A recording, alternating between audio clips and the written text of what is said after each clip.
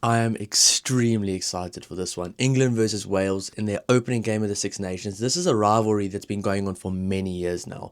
And because I've only recently moved to the UK a few years ago, I only now realize how big this rivalry actually is. This is a huge rivalry, and there's so much pride on the line. And you know what? Wales just came out with his squad, and it's not a bad squad at all. It's actually quite a strong squad. So I think this game could honestly be better than what some people might think it'd be. I know before the week, a lot of people were thinking maybe England are going to run away with it. But looking at the team right now for Wales, it could be a bit of a closer game than people think. And with these rivalry games, I've said it for the South African club rivalries, the Irish club rivalries, for all these other rivalries, whatever form's going on with your team, it doesn't really matter. It kind of goes out the window for these games because there's such a big rivalry behind it. There's so much meaning behind it that a team that might be performing horribly for the last few games might just pitch up and beat you on the day.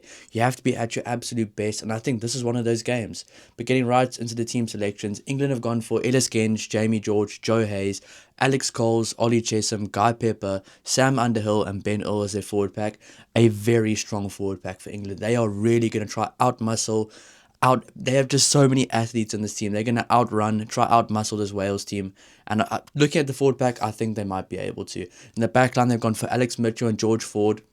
A combination they've kept together now for quite a few games, and it worked really well for them in November. In the centre, they've gone for Fraser Dingwall and his fellow Northampton Saint, Tommy Freeman. Two very good players. Very different to what I thought. I actually thought they were going to go with the Bart centres for Max Ajomo and Ollie Lawrence, but maybe something might be up with Ollie Lawrence with an injury. We might see them in some other games going forward. But either way, that's a very good centre combination. And I've said before, Tommy Freeman is like a Rolls Royce. He just never has a bad game. Even if he's having a below par game, it's still a good game for him. Looking at the wings, they've gone for the absolutely electric Henry Arundel, who's been on fire for Bath recently. And the guy I'm probably most excited for in this England squad, Emmanuel Faye-Warboso. He is such a good player, and I cannot wait to see how he goes against Wales. I don't know, apparently a lot of Wales fans are not going to be happy when they see him on the field playing for England, but he's a phenomenal player, and I can't wait to see how he goes. At number 15, they've gone for Freddie Stewart, and on the bench, they've gone for quite a strong bench. Luke Cowan-Dickie, the British and Irish Lion, Bevan Rod, Trevor Davidson, Murray Itoje, the team captain, obviously dealt with some personal issues in the week, but making his way back into the squad for the weekend, that is going to be absolutely huge for England. Tom Curry, one of the best loose forwards in the world, on the bench, alongside the absolutely blistering pace of Henry Pollock, who's really good in this POM squad. Then you have Ben Spencer at number 9, who I think is one of the most underrated number 9s in world rugby. He's such a good player. I actually prefer him on the bench for England. He can do so much if the game opens up, and you can just add maybe a different spark to Alex Mitchell, who's a very good starter for England. Marcus Smith as well. I think those two coming on together can be an absolute game changer. If the team is a little bit behind, they can come on, add a spark, and maybe get a few quick tries for them, or at least assist in a few quick tries. But if they are in the lead, they know how to win the game. They know how to end the game in the lead as well. Now, looking at the Wales side, they have actually gone for quite a strong team. They've gone for Nicky Smith at number 1, Joey Lake as captain at number 2. He's going to have a big performance to really get this boys behind him. Archie Griffin at number 3, Daffy Jenkins at number 4, previous captain of the team as well. Adam Beard at number 5, Alex Mann at number 6. He's been in incredible form recently at club level. Number 7, Josh McLeod. I did not expect that, but he is a very good player. Number 8, the in-form Aaron Wainwright. He's going to have a massive performance to keep his team in the game. Number 9, the in-form, probably the best player in Wales right now, Thomas Williams. Number 10, Dan Edwards, not Sam Castello, Dan Edwards. Very good selection there from Wales. Number 11, Josh Adams. I cannot wait to see Josh Adams go. He is such an athlete. He is a proper competitor every time he steps on the field. And every time he plays against England, he just seems to ramp it up a bit more. So I'm really excited to see him play. Number 12, Ben Thomas, who I'm excited about. Number 13, Eddie James. Number 14, Ellis Mee. And number 15, Louis Rees-Zammit.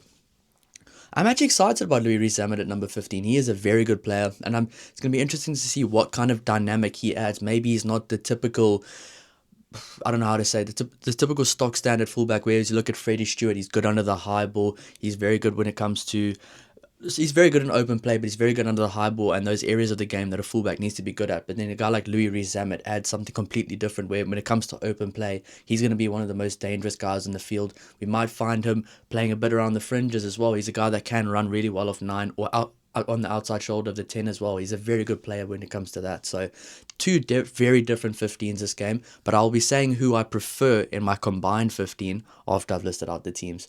Replacements: Liam Belcher, Rice Kerr, Thomas Francis, Ben Carter, Tane Plumtree, Harry Deeves, Kieran Hardy, and Mason Grady. Honestly, not a bad team for Wales. Honestly, when I saw the team for Wales, I was actually surprised at how good the team looks on paper. But that's the key thing, on paper. Now, a lot of these players have been youngsters chucked into the deep end over the last few years in international rugby, but now, can it finally pay off for them? For other countries, normally you kind of get your youngsters in and funnel them in slowly but surely alongside the experienced guys, but Wales didn't really have that.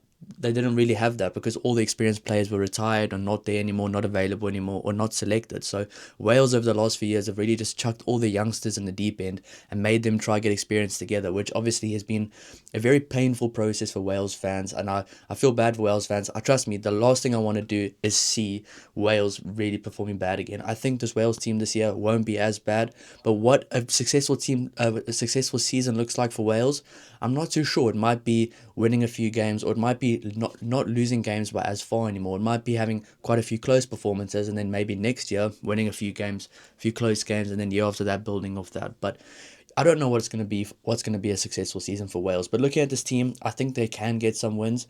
I'm not sure against who. I think it's just going to have to be a thing of on the day, see how they perform. But it's not a bad team at all. But if I had to choose a combined team between the two teams based only on the team sheets, I'd probably go for the entire front row of England.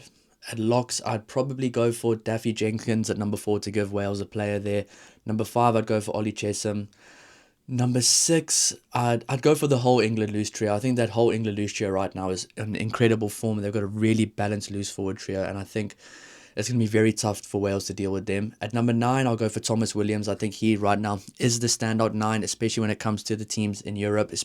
Obviously Anton Dupont, but I think Thomas Williams is up there. Number 10, I'll go George Ford. 11, Henry Arundel. The 12, I'll go Ben Thomas right now. Honestly, if I had to give Wales a player, I'd probably go Ben Thomas at 12. Number 13, Tommy Freeman. Number 14, Feo Waboso, 100%. And number 15, I'm going to go Louis Rees-Zammit just because I think he can maybe provide a few more sparks for Wales than what Freddie Stewart can do for England. But I think Freddie Stewart is the perfect player to have in this England side right now. He's solid, he plays consistently, he's very good under the high ball. And I think he's a guy he's a perfect starter. I think if you were to either choose between him and Marcus Smith to start, you'd rather choose him because Marcus Smith, in my opinion, is a better player off the bench. I mean, you get some players that are just better off the bench or better at starting. I think Marcus Smith is both.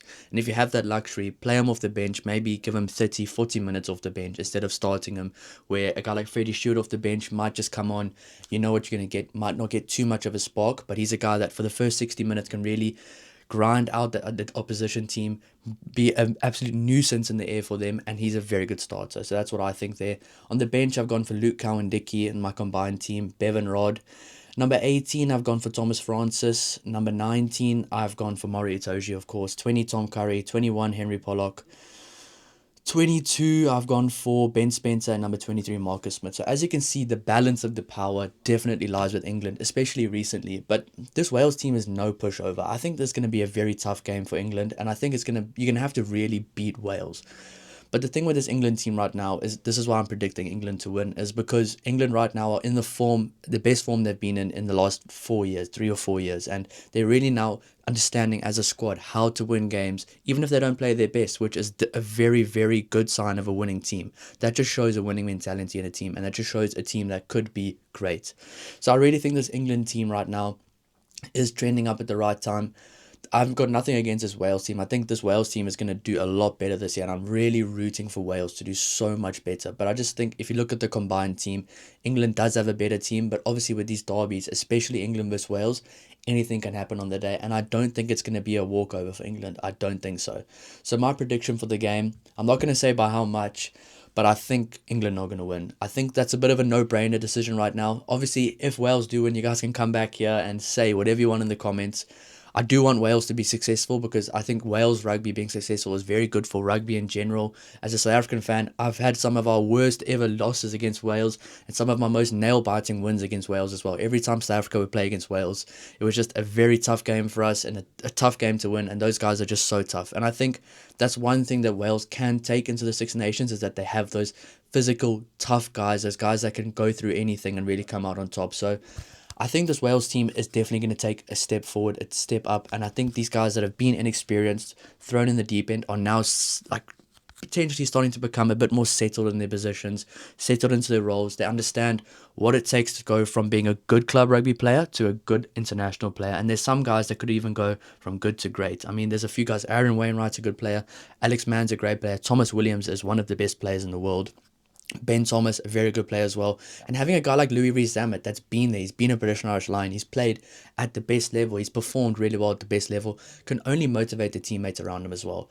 So I'm really excited to see how this Wales team does go, but I'm also equally as excited to see what this England team can do, because I think, honestly, going into the Six Nations, this England team could be one of the teams to watch, and they have the potential to do a Grand Slam. Obviously they do. I think Scotland as well do, England do, and France do. Maybe Ireland do as well. That's why the Six Nations is going to be so exciting, because any team can win, any team can stay undefeated, but I really hope every single team does not stay undefeated. That would be absolutely awesome if the Six Nations can go all the way to the last round. Maybe every team losing one game. That would be absolutely awesome. But yeah, that's what I think is going to happen in this game. I think some of the key matchups will definitely be the front rows.